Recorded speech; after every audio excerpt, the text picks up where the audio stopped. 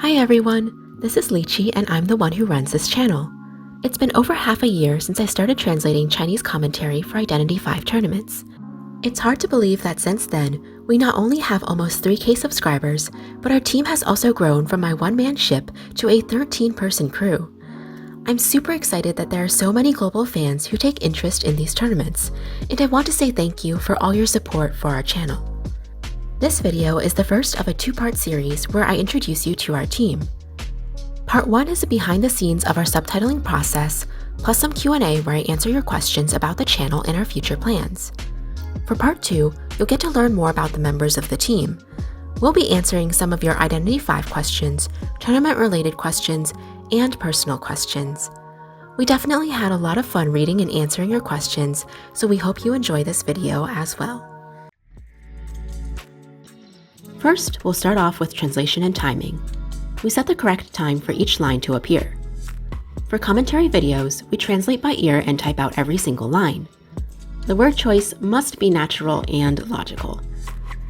Sometimes we add our own translator's notes to provide more context or to explain a reference or joke. Here I had trouble coming up with a word, so I'll check the internet for help.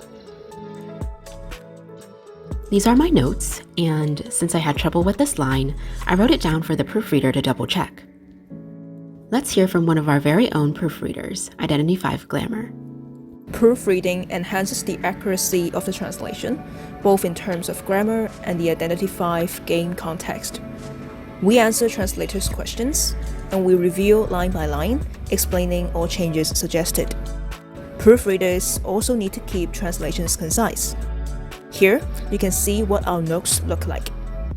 Us translators get back anywhere from 3 to 12 pages of notes from the proofreader.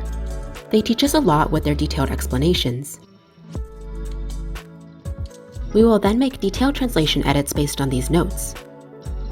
Luckily, we can also discuss translations with each other. Now, on to typesetting. I'll pass this one over to NeoPsyche, who is one of our typesetters. Typesetting involves making subtitles legible for the viewers. We set font color, style, and position of each line and ensure there's not too many characters on the screen. We're the second to last people to review the content, so we also check CPS and look out for misspellings. Anything we have trouble with, we make note of it for Lychee to review. Here's an example of some other styles of captions that typesetters work on. After quality check and more edits, the fourth draft or so is about final. I'll encode the subtitles and it's ready for upload. We periodically recruit for new team members. If you'd like to work on videos with us, please check the form in the video description for opportunities. Now that you've seen our behind the scenes, I'll be answering your questions about our channel and our future plans.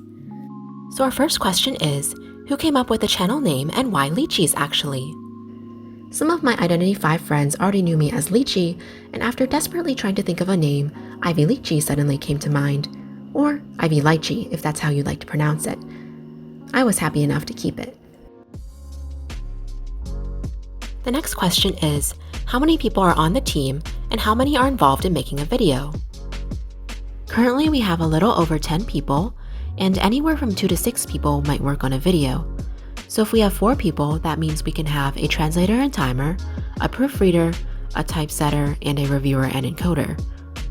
There might be more people involved because we may have multiple translators or proofreaders or reviewers, or we might have less people if one person wears many hats. On average, how long does it take you to completely finish a video? So to finish a 15-minute video, which is about a single match, the active time spent working, I'll put the breakdown here, but basically the total time is 8 to 13 hours per match. In reality, it takes longer than this, usually days to weeks to finish a match because everyone on the team has different availability. Plus, for most of us, this is just a hobby, so we can't work on it every single day. How do you guys choose which matches from tournaments to translate? Is there any order? So we pick matches that show something new, something exciting, or ones that have insightful commentary.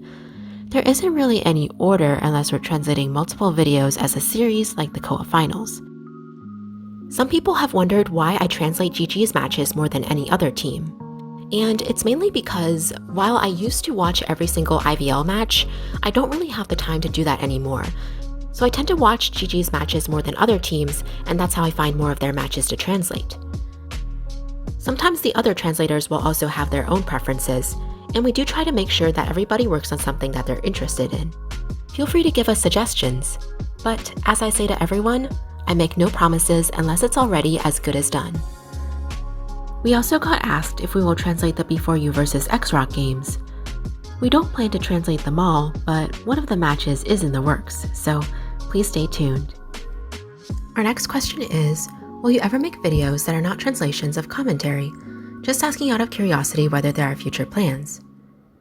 Sure, we do have plans. In the past, we've made some non-commentary videos before, such as the Koa Team's Guide and the How to Find Explorer video. The Koa Guide was a very last-minute idea. I worked on it with Identity5Glamour, who's one of our proofreaders, and all I have to say about that is that a lot of sleep was lost while making that video. So I've been the one to edit these videos, but I'm not really a video editor, I'm really just an amateur translator. So creating any other kind of content for me is very time-consuming and challenging. And if I do release other content, I still want to make sure that our commentary translations are our first priority. Will you also be translating the videos where they show what the players are saying during the matches? So for context, IVL has an official series made from the team's voice comm recordings. Here's an example of the one being referenced in the question.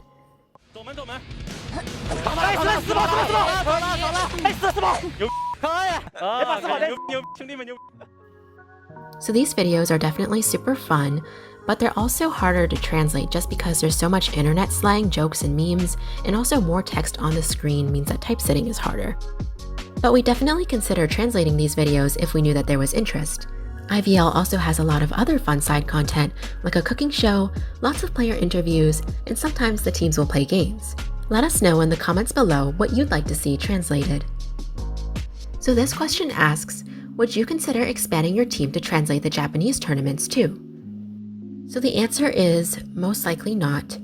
We already have a pretty big team just to translate the Chinese tournaments, and there's still a lot more Chinese content out there for us to work on. We also received a comment, if we have a bunch of Spanish-speaking players watching the channel, it would be nice to have Spanish subtitles as well.